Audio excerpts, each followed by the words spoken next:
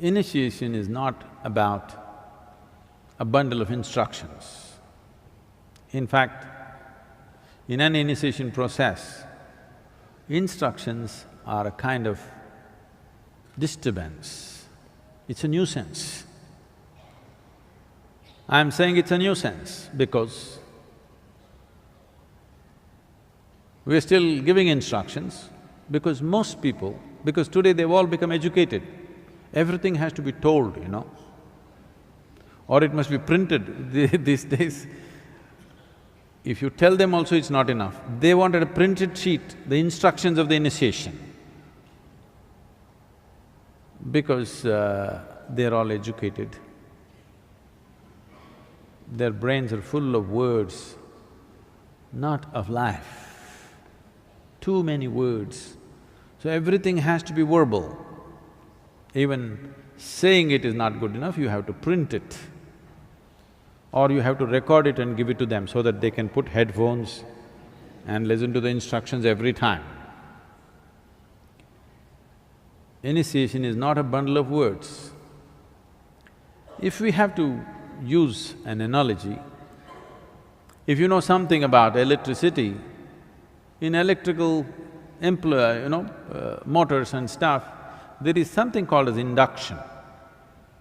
The power is there, the motor is there, everything is there, but without an induction switch, it will not go.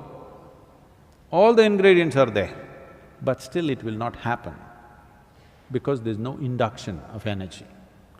So initiation is like an induction. You have all the ingredients to be meditative, but it doesn't happen.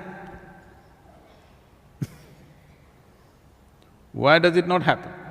Because this is the way the creation itself happened. If you go by the traditional explanation, one way, if you go by the modern scientific way, it's the same thing said in a different language. Modern science is talking about how everything was empty space. Now they're removing the word empty and saying it was space.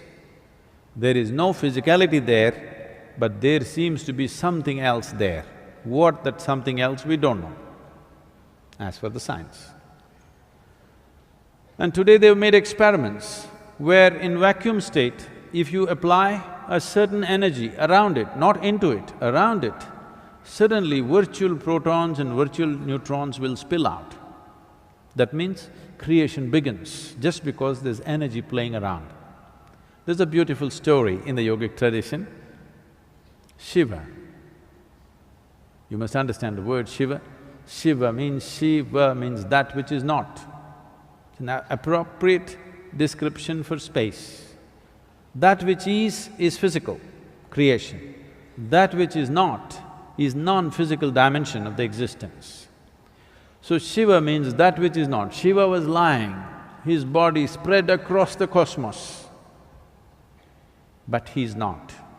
He doesn't exist, he doesn't have a physical manifestation. Then Shakti, a certain dimension of energy, came and danced around him, and then he came alive. Then he started spitting galaxies out of his mouth. This is the most appropriate description of how creation happened. Still spitting galaxies, new galaxies, it's continuously happening. Simply because a certain energy touched it. Everything that was needed for creation was already there in him, but he needed induction. So initiation is a kind of an induction process. But unfortunately today, if I just ask people to just sit here, we'll do things for you, they'll say, nothing happening, why is he not doing anything? You're supposed to say something. So what to do? For modern times, we say a lot of things. We hang out with you.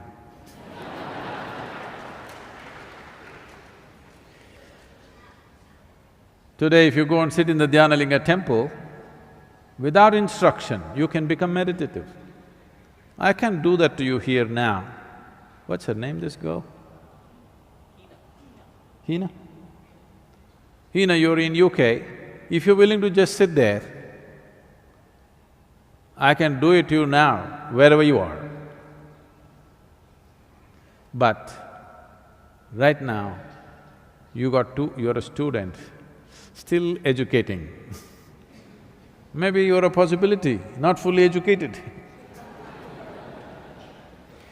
Too many words in your head. The only thing you understand is words. Because of that, instructions have come. Otherwise, initiation is not about instruction. There's really no instruction in it. Initiation is just an induction process, it's an energy process. But we have to talk about energy, you know. We have to talk a lot about energy before they open their mouth and, oh, appadiya.